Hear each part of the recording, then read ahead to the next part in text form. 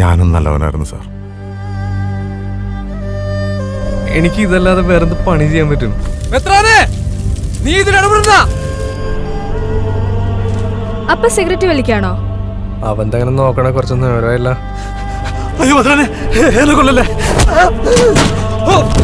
എനിക്ക് ഈ കാര്യം വേറെ ആളെ വിശ്വസിച്ചേൽപ്പിക്കാൻ പറ്റില്ല. ഡോക്ടർക്ക് അറിയാലോ, ഞാനിപ്പോ ഇതുപോലുള്ള കേസ് എടുത്തിട്ട് ഒരുപാട് നാളായിരുന്നു. അതിപ്പോ എന്തുവാ, ഞാൻ പറഞ്ഞില്ലേ നിങ്ങൾക്ക് വയസ്സായി, നിങ്ങൾ ഈ ഫീൽഡ് കിട്ടോ. നമ്മുടെ ഈ ഫീൽഡിൽ എപ്പോഴാ എവിടെന്നാ പണി വരണേന്ന് പറയാൻ പറ്റില്ല.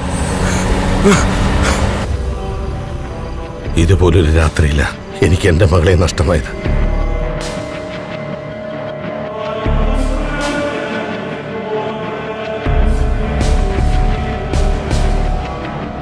എന്താ ഈ നേരത്ത്? ജോയി എപ്പോഴാ വന്നേ? ഭാര്യയുടെ മരണശേഷമാണ് ഇങ്ങോട്ട് താമസം മാറ്റിയത്. എനിക്കെല്ലാം എന്റെ മകളാണ്.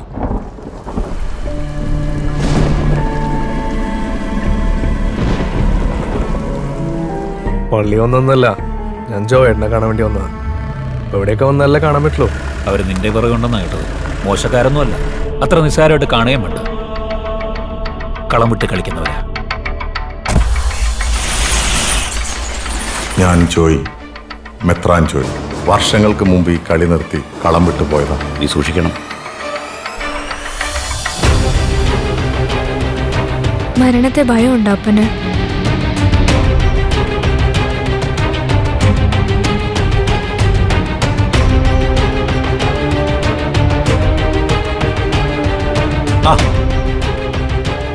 നീയായിരുന്നു. നീ എന്തേ സമയത്ത്?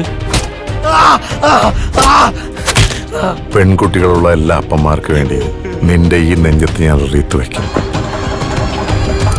പ്രായം ഒരുപാട് നിങ്ങളെ തളർത്തി ജോയേട്ട. പ്രായം തളർത്തിയതല്ല, പിന്നെ ഇപ്പൊ വയസ്സായപ്പോ ബുദ്ധി വെച്ച.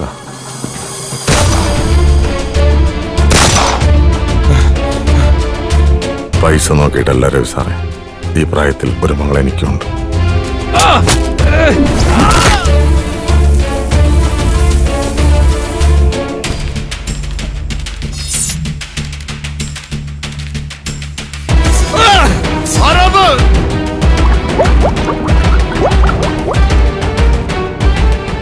ഈ ഫോട്ടോ നിനക്ക് എങ്ങനെ കിട്ടിയേ?